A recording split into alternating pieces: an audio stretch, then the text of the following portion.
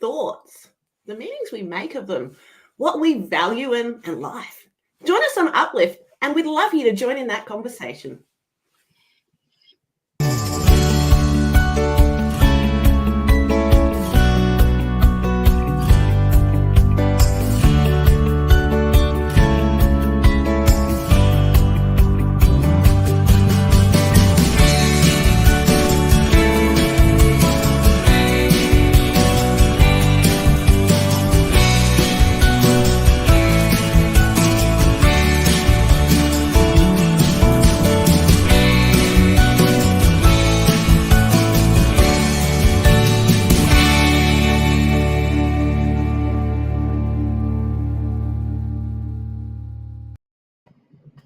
Good afternoon, good evening, ciao. Hello, and welcome to Uplift, wherever you are, joining us around the world, whether that be live or in replay.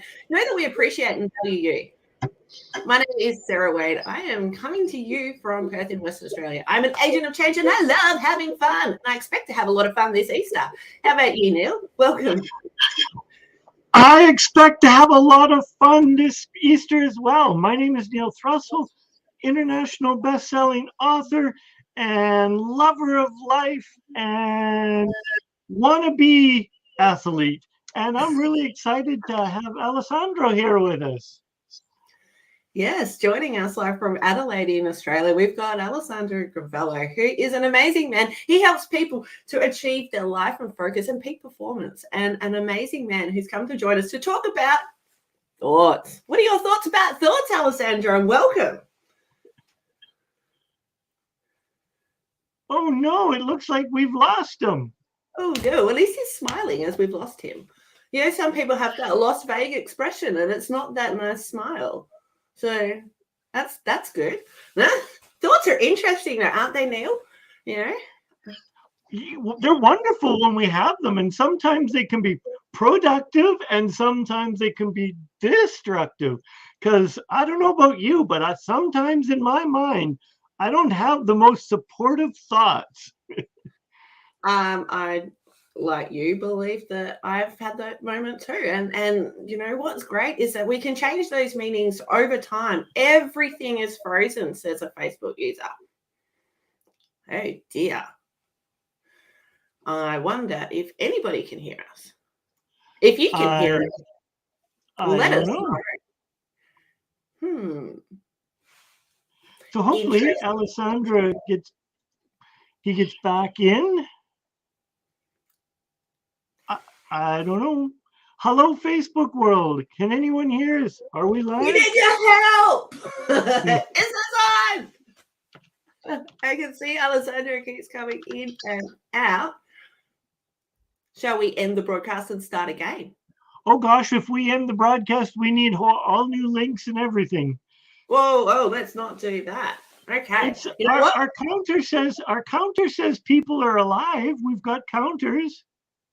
We need your help, guys. If you can hear us, technology is failing us our end. Let us know if you can hear us. But I think we should move on and trust that people can hear us. What do you reckon, Neil? Absolutely. Let's have that thought. Interesting. Yeah, the thing about thoughts is that I haven't always been curious about them. I've kind of taken them for granted. Yeah. How about you? Well, as long as I've known myself, I've always had thoughts. And sometimes, like you, I can't trust them. And sometimes I fully trust them. Yeah. Interesting, isn't it? How they can sort of waver and come and go. And I think that thoughts are an incredible thing, because before thoughts often have feelings, and often they're 10 seconds ahead of the thoughts that we think. Oh, okay. So I don't know where our good man Alessandro went. He was on, and we had, for those that you don't know, in the TV and podcast, we have what's called a green room. And on the green room is what we're doing in the background. And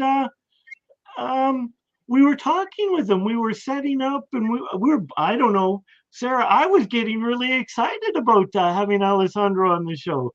And Yeah. Thank you to the user from the Philippines letting us know that we are live and things are working. I appreciate you. And hopefully, yeah, Alessandro will be able to drop back in soon. Joys of technology, hey? It's different to being in a studio. Like in a television studio or, Disneyland where magical stuff happens, right? Or is it just the rides and the puking and the thoughts of, oh, I'm too scared to go on that ride. Am I big enough to go on that ride?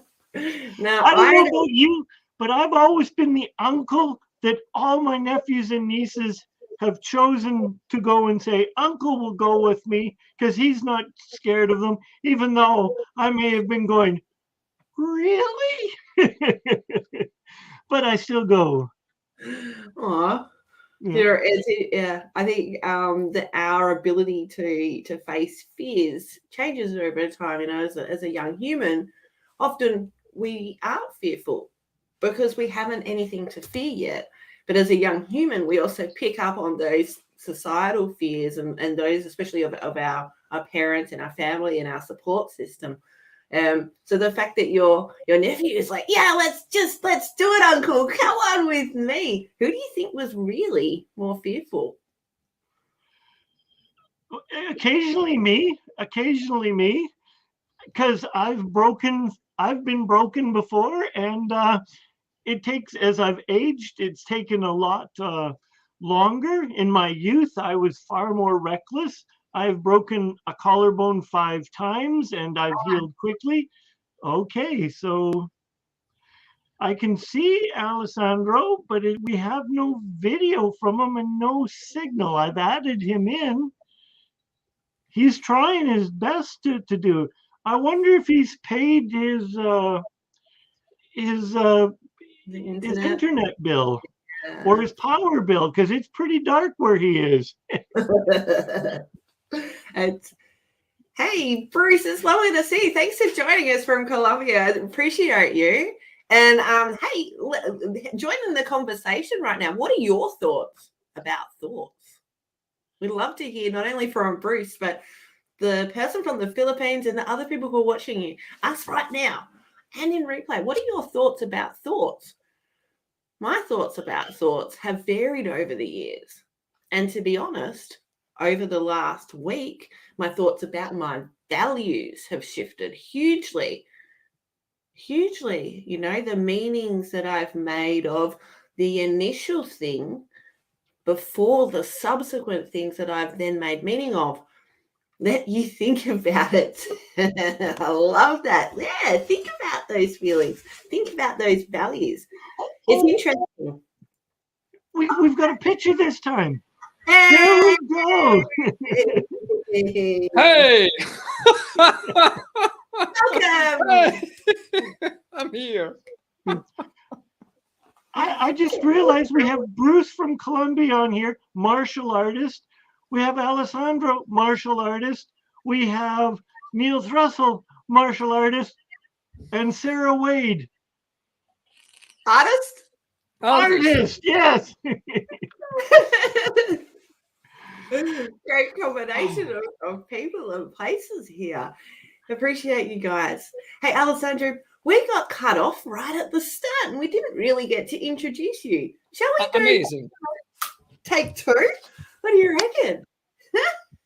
Absolutely. Let's do it. So apart from having an amazing personality and a wonderful laugh, and by the way, I love how you end a lot of your lives with a laugh. It's a beautiful laugh, and I appreciate that. And I'm curious to know a little bit about you, and I trust that our viewers are too. Absolutely. In a nutshell, I was born 48 years ago in Italy, and I started my journey into martial arts when I was 7. It was a decision made by my parents. You need to learn how to defend yourself. That was quite a very good idea. Unfortunately, I had to use that too, in a few occasions. And I discovered that I loved it, enjoyed it, and I wanted to know more, and I kept progressing. I started with what was still called judo. That's quite known as a martial art. And it was one of those traditional dojos, places where you practice martial arts, with the wooden floor. We didn't have the luxury when I started to have the martial art mattings. It was wood, so I had to learn to fall. Actually, it was flexible, but still wood, and that was amazing. That was possibly one of the best things that I have ever had to learn, how to fall properly, possibly without injuring yourself. That was amazing, and getting up afterwards. Yeah, the psychology involved in that part. Completely different. That's the important part. So, and I remember the first time that I went to do a tournament, that I saw these softy things, and I asked my teacher, my master, what are those things?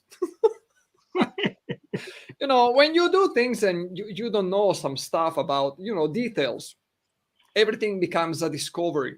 And what I was seeing there was, for me, the first time, and I said, oh, is it normal? Yes, well, yes, it is. But we don't have them. No, we don't. Okay. So that was my start. Then I like it so much to move and practicing martial arts and different kind of things, that I decided to know more and more and more. And I started to practice a different kind of martial arts. The name is Jutai Jutsu, something that it's only known in Italy and in Japan, in certain places. This has its own story that would take a long time to tell. So I'm not going to even start unless you really want to know. And then I did my bachelor in physical education. I always had a passion for teaching. And so I am a PE teacher, by the way. So that's in a nutshell. Oh, of course, then I started to perform, because some of the teachers that I met at the university were doing, they were street performers, stills, fire breathers, acrobats. And I said, yeah, sure, why not? I would like to see how I go with that. And I made that my way of living for roughly 20 years. So I think that it kind of got stuck with me. So how does a little boy from Italy end up all the way across the pond in a big long swim to get to Australia? The swimming, yeah. I prefer the idea of flying. It's faster. Arms get sore though with all the flapping. Yeah. I know. Thank God they invented airplanes, and that was a good idea that somebody came up with. Because sometimes humans do come out with good ideas. Sometimes they don't, but it's just a matter of how we can use the different meanings and the different resources. And that's how I managed to get to Australia. I was studying physical theater. And then in the school that I was doing, so I was doing that, then I went to Moscow to study circus there. And then I came back to Italy, and I said, well, now I've done my part at the National Moscow Circus School. I'm doing physical theater. I'm learning how to direct performances, how to write performances. But there is one thing I didn't do yet. Well, more than one. But in any case, and that was Italian comedy. It's called Commedia dell'arte. That's the Italian mask theater. Very, very similar to Carnevale, but it's not really the same. I met people from Australia, and they said, we don't have many people doing the traditional Commedia dell'arte down there, down under, literally. So why don't you come and join us? And I said, okay. And 18 years later, I'm still here.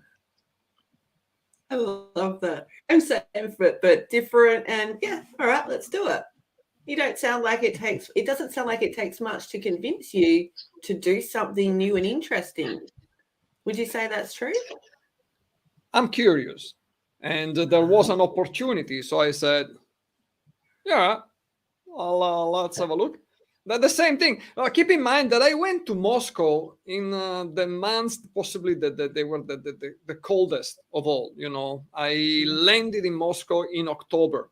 Now, I landed in Moscow without knowing any word of Russian. Now, I couldn't speak Russian. I could read the alphabet. I learned that much, but I couldn't speak it. Now, I received from the circus school, I received the name of the place where I was going to sleep, the hostel.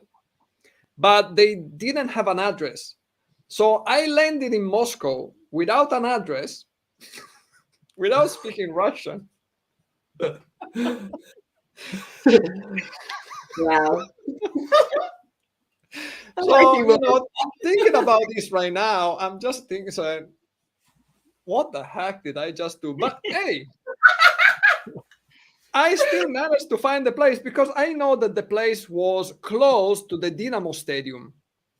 So I just find this taxi driver. Actually, they approached me, of course, because they were the private, not official ones. And so we start to haggle on the price. And then the guy was nice enough to actually get me there. We got into the area. It was nighttime, winter time, very cold, -25, not many people around. And when we were finding somebody, we were starting to ask about, well, he was starting to ask about the fact that I discovered another thing. In Russia, at least in Moscow, where I went there, people didn't used to put signs in front of the buildings to let you know, hey, this is a school, or hey, there is a hostel here, or hey, this is this, or there was a business there close to the hostel, actually in the same building. They were selling heaters and air conditioning. Not sure about the air conditioning in Moscow, but hey, maybe summertime. And there was no sign whatsoever. So people had to guess about the fact that, hey, there is a business there. And they were complaining they were not making much money. Oh, funny that. Yeah. Yeah, I know, right? How cool is that? So eventually I found it and I survived. And it was a great experience. So what I'm noticing is this great combination, this dedication and discipline to a martial arts and to a craft, and yet this willingness to be completely allowing what shows up at the same time. True. You see, I really wanted to do it. Thank you, Bruce. Oh, I really wanted to do it. You see, that's the whole point. What are you prepared to do to get what you want? And what are you willing to do to get what you want? And that's the big difference there. Yeah, I'm prepared to do it, but am I going to do it? So when you close the gap, miracles happen. Kind of like you find a taxi driver that is actually going to get you where you need to go. Yeah. Oh dear. I can imagine that taxi driver just going, I can't speak Russian, so where do you want to go? And I almost forgot. I had a friend in Italy. He could speak Russian, and he had the opportunity to go to the circus school before me. He's a performer. So we were on my mobile phone. I was calling him from Moscow, and he was speaking in Russian to the taxi driver to give him some kind of indications. I knew you were going to say that. That's brilliant. And the best part is that this friend of mine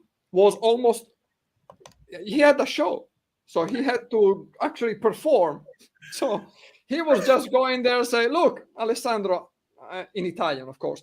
Look, Alessandro, I really have to go because we're starting our show. Say, yeah, no worries. We'll find it. And did you get there? Well, yeah, I got there and I managed to go back to Italy eventually as well at a certain point. So, but you see, finding the place where the airplanes leave and get back, called airport, that's a little bit easier. That one was a little bit more challenging. So, but we managed to do it, and I got there and I found the place. I think at the beginning I wasn't even sure because everybody was speaking Russian and I could understand a word they were talking about. But when they noticed that my name was the same name that they had in the register, so I said, oh, maybe they actually that this is the right place. So it's a good sign. Yeah. There you go. So would you say you often follow signs, like verbal or non-verbal? You are quite adept at following signs by the sound of it, Following right? the signs, follow the sign. Yeah, that's an interesting sentence. Follow the signs. Well, it depends. Do they put the signs? You see, I live in Adelaide, and there are areas here in Adelaide where it looks like that the main thought is, if you don't know where you are, you shouldn't be here. And I said, what do you mean? Well, there are no signs whatsoever. Now it's easier. We have, Google Maps and all this technology. When we didn't, at least, and we're talking about a few years back, not that many, it was quite interesting. Just Adelaide. I'm not talking about Moscow and reading a different kind of alphabet. I'm talking about Adelaide. And you're there saying, this is an intersection and I have no idea where I should go. There is no sign whatsoever.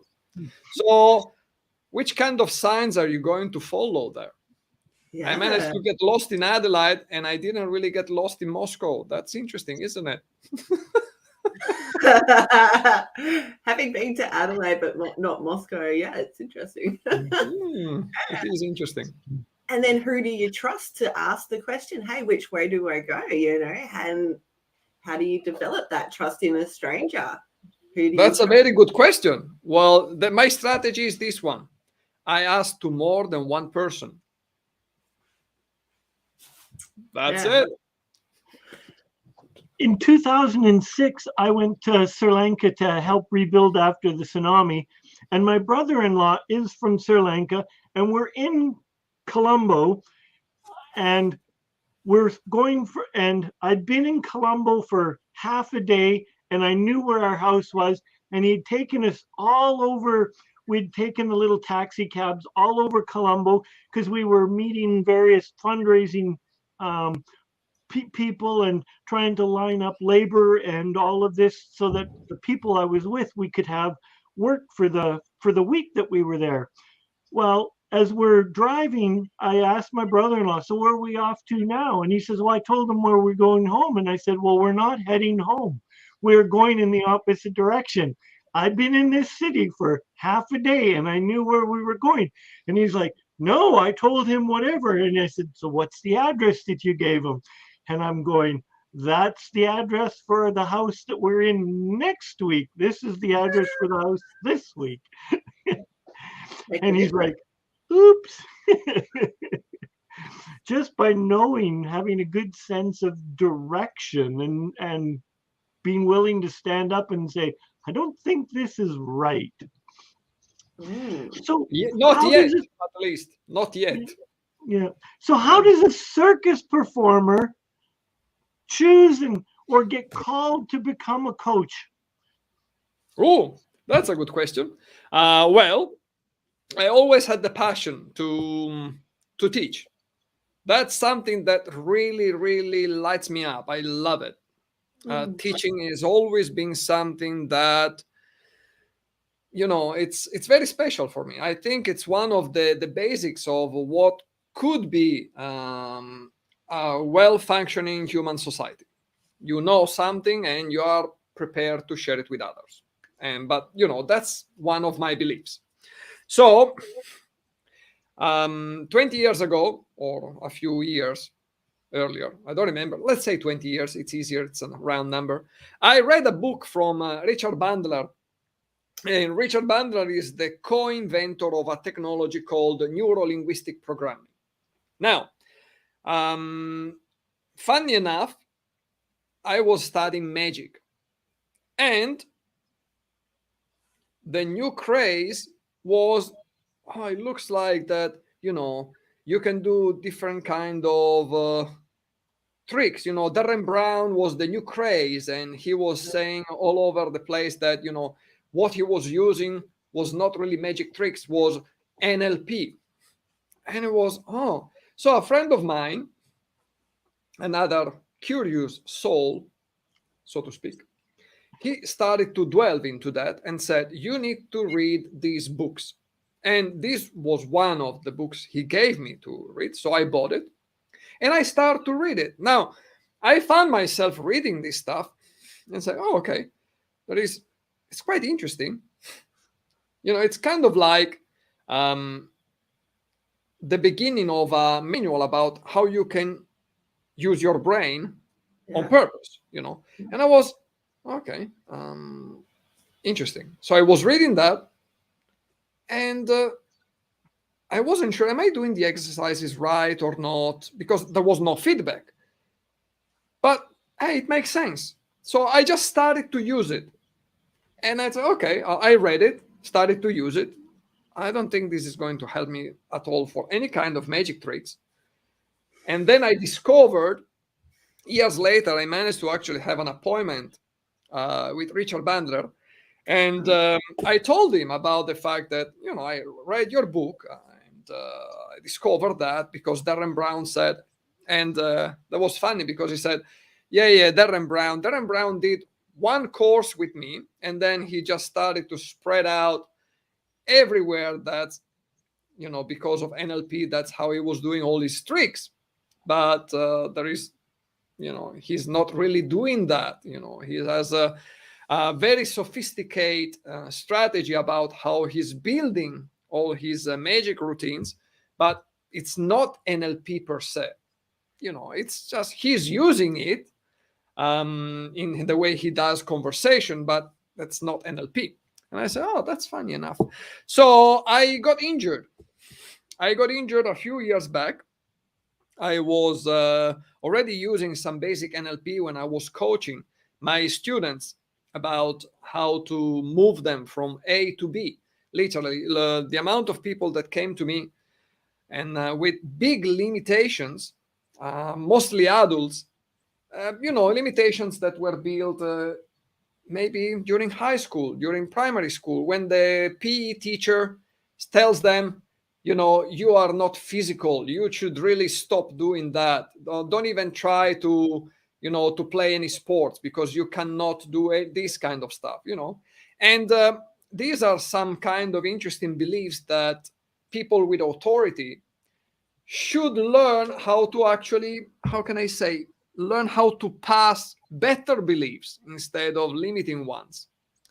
And unfortunately, that was the case. So I knew already some basics, and they were coming to see me, and they were living in a different state of mind. And I love that.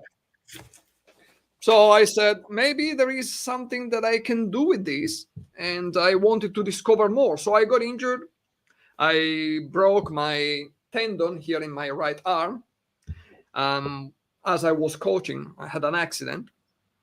And after a year and something that wasn't getting really that much better, I could move my arm, but not as much as I could before. Maybe I need to look for something else. And I did a test. I don't know how it's called in English. They give you questions, and in language, how you can use language. Can you use it properly? Can you understand properly? Can you do math? How good are you with numbers or logical or what? All these kind of things. I was in front of a screen for 2 hours, whatever. So I was just writing down, ticking boxes. I don't know. Can't remember now. It was a long time ago. And I got the results.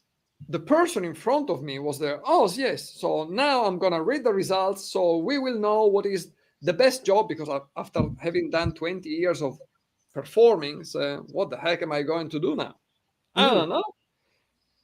So, and he starts to look at the results, and all of a sudden, his eyes are becoming bigger and bigger. I don't know what the heck is going on. What did I do that it's so terrible? And he was looking at it and looks at me. Then looks down there. Then looks at me. Say, what the heck is going on? I have never seen results like that. Now, this sentence is one of those sentences that you say, what the heck does this even mean? There is a big deletion there. What are you not telling me? So I have never seen anybody having such great results in understanding language. Yeah. I say, okay, numbers. I wasn't really lots of the things that were appearing on the screen. I couldn't answer them. I didn't know what the heck they were. I was reading numbers and I said, what the heck am I reading? I don't know. So I skipped so many. But language, and it was, oh my God, and then, okay, so what do you suggest? What could be something useful for me to do as a job? Tell me. Do tell. I don't know. Right. So I decided that was a good time for me to explore, neuro-linguistic. The word linguistic kind of gave it away. Programming. Yeah. So I studied here in Australia, and then I said, look, I read a book from Richard Bandler. Is this guy still alive? Does he still teach? The answer is yes, he does. I saw him doing hypnosis and I said, oh my God, I want to learn what he does. I want to do it in the way he does. So I went to London. I did the course with him. I went to Orlando. I did another course with him. I went back to London. I went back to Orlando. So I kept studying with him until I became one of his trainers. Ta-da! So inevitably, what you did through NLP was you followed the signs to help you change the meaning of your life and where you are today. Absolutely. Yeah. And for those of you who what is neurolinguistic programming? Like, I've never heard of this before. Neuro, brain, linguistic, language, programming. Well, that's actually that's a very good question. That's actually depends who you ask. It's the study if you ask George Lucas, it is, those are not the droids you're looking for. Absolutely. Absolutely. That could be one way to say it. Funny enough, it's interesting because in the way that you actually interact with other people, you can direct thoughts in one way or another one, or breaking state. So people will forget the question completely. Well, Alessandro, there's $200 you owe me. You will pay me now. Yeah, something like that. All right. So, what is neuro-linguistic programming? Well, it depends who you ask. There is lots of definitions out there. Yeah. Let's say that it's the study of human perception. It's the study of how each of us perceive the world. Yeah, I like that definition. That's a very simple way to put it. Okay. Yeah.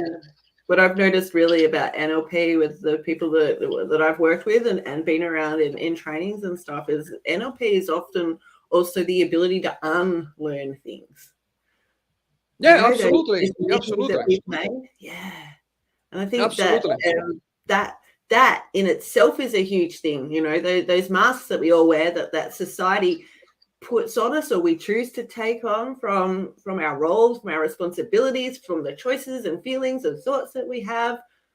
It's if you make one mistake, it all subsequent things can go awry, and the meanings that we make can get askewed, and that can lead to some really interesting conversations, especially if you're curious about going back and figuring out what is it that I didn't know about this. The other day I was in a training program, and I was dropping my daughter off at school, and one of the parts of was a lady who she rang up the radio station very, very concerned about these poor deer. These deer had these deer crossings, and she'd had 3 car accidents this year, and they were all just after she'd seen these deer crossings, and she really didn't understand why the people would put signs. It's okay, dear, you can cross here. It's safe.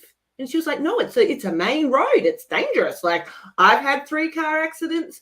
Other people have. I see deer lined up. She just couldn't understand that deer can't read signs, and they were actually there for the humans to be alert for them.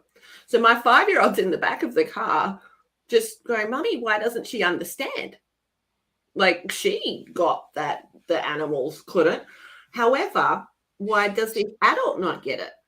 So it's curious, I believe, to look at things through sociologically. Like if you're concerned or confused or excited about something, take that step back and look at it through the lens of a 5-year-old and go, what could this really mean? And maybe can I take some layers off to see things from a new light?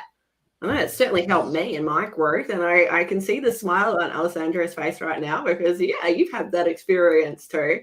And I trust that other people here have as well. And I'm curious to know whether you are watching live or in replay, let us know. Can you relate to that unlearning, or can you relate to that dear experience that woman had? Let's say that that's quite curious. I found that there are two categories of things that you can learn. One is what's useless, and one is what's very useful. So whatever is useless, just put it on the side and move on. Whatever is useful, just make the most out of it. It's I have a daughter. When she was 3, she was experimenting about closing drawers. After 3 times that she actually managed to pinch her fingers into the drawers, she learned. Yep. How is it that sometimes adults keep doing the same things over and over, even if it keeps hurting? That's the thing. Take kids. They do something, they have pleasure, they love it, they keep doing it. They do more of it. Adults, not always. Sometimes they have somehow filters that for some reasons it's not going to really help. Now, whatever is useful or useless, it depends the context, because context does, it's kind of like a big difference. An example, the other day I had a client and say, give me an example of context. And I say, sure. If you were, let's talk about, squeaky noise, shoes making a squeaking noise. You are in the middle of the road, it's midday, surrounded by people, you hear the noise, in that kind of context, it's not a big deal. You're just walking down the road and you hear a squeaky noise, just a shoe. Very different. Midnight, outside of your window. So context makes a very big difference. Yeah. And that's the same thing. That's the same thing. Imagine that a person that is coming to me and says, I'm always unsure. I say, are you sure? Say, yes. That's the interesting part, about humans and about how we actually think, because our brain works in directions. If you try to get your brain to give you results, it won't work. You need to direct your brain in one way or another one so you can get the results. Plus, knowing how to be unsure, if you practice for this for many years, can be a great skill to have in the right moment. Imagine doing something stupid or wanting to do something stupid in that moment. Being unsure about that could be the thing that is going to save your life. So you're just there, I'm going to do something really stupid, really imbecile. If you know how to be unsure about that, you just can use the same strategy and say, do I really want to do that? I don't know. I don't feel very sure about this. Yeah. And all of a sudden say, I think it's a stupid idea. Like maybe following your friends jumping off the cliff or something, maybe I'm a bit unsure about this. I don't know. You never know. You never know. It's like gazelles as they get to the crossing with all the, all the crocodiles and stuff like that. One leads the way, the others are unsure, they're backing up, and they're like, you can feel the excitement and fear and trepidation in the air, and then suddenly they just plow through because they've gone from being unsure to being sure. Like they're sure someone's going to get hurt, but that's okay because I'll be right. Or maybe they've made I don't know. Like the chicken. Why does the chicken crosses the road? Exactly. So one thing that I do know, that if you want to get a hold of Alessandro, this is the way to get a hold of him on Facebook. Look at the link below, and he may walk on stilts. He may be a martial arts black belt, and he may be a master at NLP, but he doesn't bite, and he would love to have a conversation with you. if you're drawn to work with them. So who traditionally do you work with? So if I'm on the phone, who do you really get juiced about helping? Who do you really want to help besides everybody? If you could narrow it down to be through a little less than everyone, who would you really like to help? Well, I had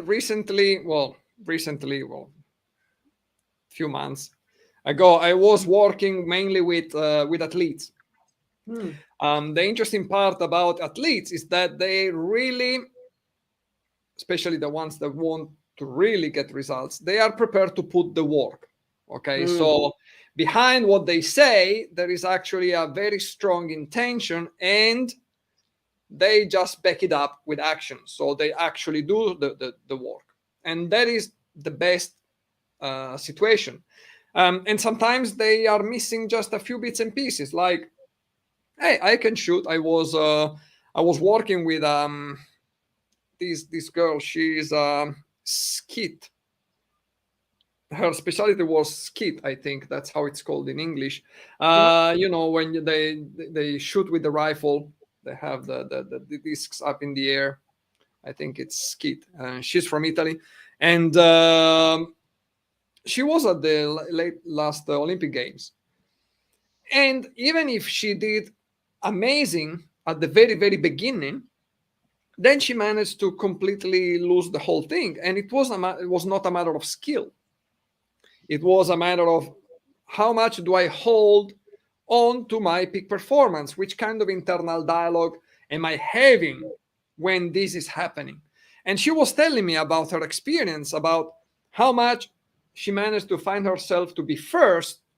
And because she was at her first Olympic experience with more people, that knew more than her, that were better than her, and all these things, she said, oh, this is not right.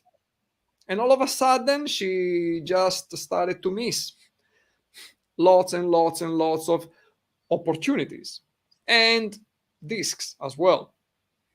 So that is, for example, a person that was very, very interested to invest into how to talk to herself in a different way, which kind of images building in her head, where to aim, how to think. And, our internal dialogue can make a very big difference in how we relate with the rest of the world and with ourselves. So she was very interested with that. And I have plenty of people that are very, very keen to, even if they're not athletes, they still are very keen in learning how to perform at their peak state. And I generally, yes, I can get people to stop smoking, and I can get people to stop having phobias and thinking on purpose and all that. Stop feeling like shit or like crap. Absolutely. My challenge is at the beginning was about mindset. Then I said, but if you don't have a clear goal in mind, your mindset cannot be directed. So I decided, okay, I'm going to give people the opportunity to learn how to set goals in the best way possible. And I said, before setting your goals, if you let your bad mood deciding how you are waking up in the morning, and if you feel like doing the work, this is not going to help you. So now the first thing that I propose to people is to actually stop feeling like crap. That's but it. I like to feel like crap. That's funny enough, because people may think that. What do you benefit from feeling like crap? Is it the sympathy? Yeah, exactly. So sometimes people, but you see, most of the time people make a choice because they don't really have a choice. That's what is something that I've been learning. If you don't see, because when we see the problem from the outside, we see things in a way that the person that is directly involved cannot see, because they see it from the inside. So the amount of information that they have about their problem, even if in theory they should know themselves better, maybe they don't, not in the same way, because they see the problem from the inside. So a choice is a choice only when you can see at least two different options. Option A, I can have the most scrumptious, beautiful life that I ever will ever achieve and get, and I will be happy and I will be very satisfied. Option B, I have a very crappy, shitty life. I already had experience in being unbelievably happy. Yeah, I prefer to just never. Nobody ever said that. When they can see the choice, but when they can't, well, it's not a choice, is it? And I think too, it's about where your emotional home is. Like if you've experienced a lot of negativity and you've taken that on and you're like, yeah, I'm worthless or that sort of stuff. If you're used to being in that house, really changing and to get into that thought that you mentioned about, no, life can be good. It can be scrumptious. That's an amazing change. And how do you go then about making those changes unless you ask for help so that people who can see things clearer than you can help you to make those decisions? Not that they're not going to tell you what to do. They'll say, how can you, like, what can you get curious about it? What other options are there? What can you not do about it? There's some amazing questions that we can ask. Absolutely. Don't. Absolutely. Questions is the answer. When you ask very good questions, you get very good answers. Only when you pay attention.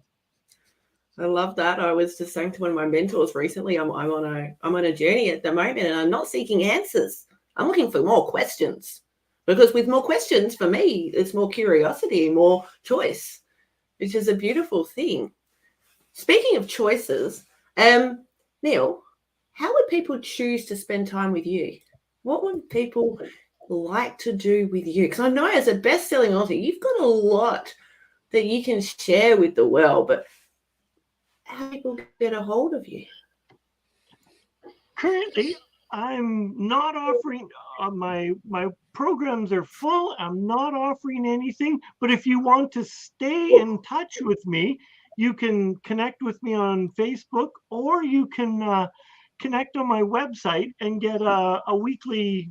Well, you can get an email from me if I've written anything. And some weeks I don't write anything, so it doesn't get sent out. But you can go to neilthrussell.com and we can just stay connected. Yeah, I would love just for you to connect with me at Neil Thrussell on Facebook or neilthrussell.com and slide me your email, and I would love to connect with you. I can share with you that I'm currently writing 3 different books, 2 in fiction, 1 in nonfiction, and it's an exciting adventure trying to remember what you've just written and in what book. And it's just all an exciting part of the process. It all helps me evolve, Sarah. Evolve. Isn't evolution an interesting thing? The dinosaurs did it. There are birds these days. We've done it. We've grown, and every day, our bodies evolve. So stands to reason that we can evolve in other ways too, right? So as you can see on the screen now, I do have a 9-week program, which is my entry-level program, which talks about things like we've been talking today, and in a generous way, not in a way where you're going to be sitting down bored listening to that university lecturer that no, it is fun, it is interactive. You'll get to do some really amazing transformative work in a playful way. And then you get to celebrate yourself, because when you dipped your toe into evolution, you can really change your life.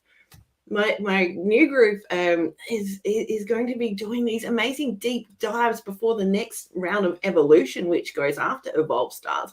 And we're looking at the meanings that we make of our thoughts so that they can move forward in their evolution. And it's a beautiful thing, because when you do this, not only do you have a better perspective and understanding of yourself, you get more curious about others and your awareness of others. And I think that's a beautiful thing, to be able to, go within so you can understand others. I love that. I'm really curious about what you guys think about evolving. I'll tell you, I love the daily weather reports in Evolve. And I like that Sarah, I don't want to give away too much, but I got to play, which was really good.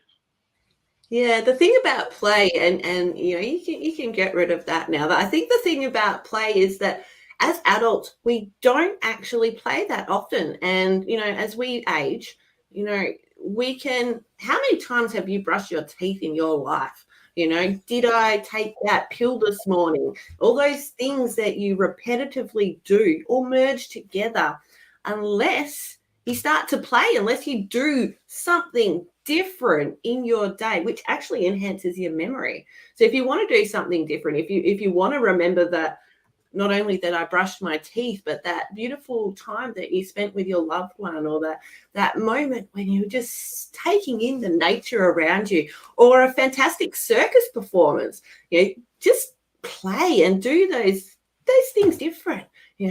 What if you were to, actually, I'm curious to know, Neil, if you were to say a color, what color was your day? Today was a bright orange, sunset orange. Sunset orange. Beautiful. And Alessandro? Yeah, orange too. Orange. Interesting. I think for a lot of people, they get thrown off by a question like that because how can you say a color represents a day? Well, why can't you? You, my friend, have the ability to make whatever meaning you want to in life. I don't know, but maybe just saying a color is only a color, and it's on a crayon, or it's on a sign, or it's on one thing or another. Maybe you're limiting yourself.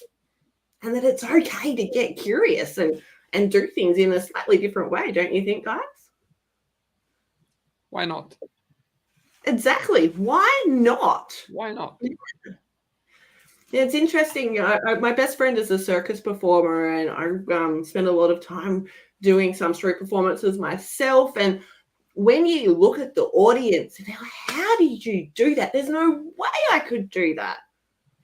The thing is, behind the scenes, they're practicing. Mm-hmm. Someone who's really good at something also started like you, and that's okay. Yeah. No, they're just gifted. They don't practice at all. They're just gifted. Yeah. So we're getting close to the end. So we need to give Alessandra. We need to share Alessandra with our audience, and to get to an opportunity to experience. So this is Alessandro's Facebook page, a group page, if you want. Could you share a little bit about what happens on this peak performance, this group that you've got?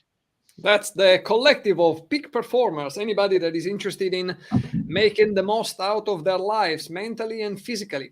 You see, because the same thing that you wrote, when you change the way you think, this changes the way you feel, therefore changing what you can do. And this is something that I learned directly for Mr. Dr. Richard Bandler. That's one of his, sayings. And this is so very true. And it's true even the opposite. When you learn to direct your feelings, you can access different kind of resources because you can think in one way or another way. And that changes what you can do as well. That's why we are in a cybernetic loop. So when you want to work at your peak performance, you want to make sure that you know how to direct your brain and how you can do this, whatever you do, on purpose. And when you do it on purpose, magic happens. I love that, because everyone, I encourage everyone to live their peak performance life, to truly live from a place of life is a miracle and I am a miracle, and that life is wonderful. Go out and achieve your goals. Don't be afraid to reach out and go to another country without a proper address and not speaking the language, and give in to trust, just to showing up. And be on the phone with your friends to say, I'm in Moscow. Now what? Yeah, who would ever do anything like this? You know, I think probably 3 people on the screen right now. Yeah, right. Yeah. Only everyone has the opportunity to make that choice. What's holding you back from actually doing it, though? Guys, whether you're watching this live or in replay, we'd really love to hear that. What is really stopping you? I know for me and for a lot of other people in my past, I've been frightened of doing something from a combination of both success and failure. What a juxtaposition in itself there. What do we actually, how do we get to that meaning with that belief and those expectations that come with those words failure or success? So curious. So curious. So as we wrap up today, I'd love to share with you that whatever you dream is possible. And I just ask you to dream even bigger, to come from a place of love and compassion for yourself, love and compassion for those around us, love and compassion for the world, because right now there's so much going on. We could use a bigger dose of love and compassion and hugs to each other. And I'd like to leave you with, know that you are worthy of everything you can dream of and even more, because let the universe fill you with even more. Was anything else that you would like to share with our viewers and listeners today, Alessandro, as a parting gift to them? There is this beautiful sentence. Well, I find this great, and that's another one that comes from Dr. Richard Bandler, and it goes something like this: if you look at your limits with humor, new doors open. If you look at your limits seriously, you justify them.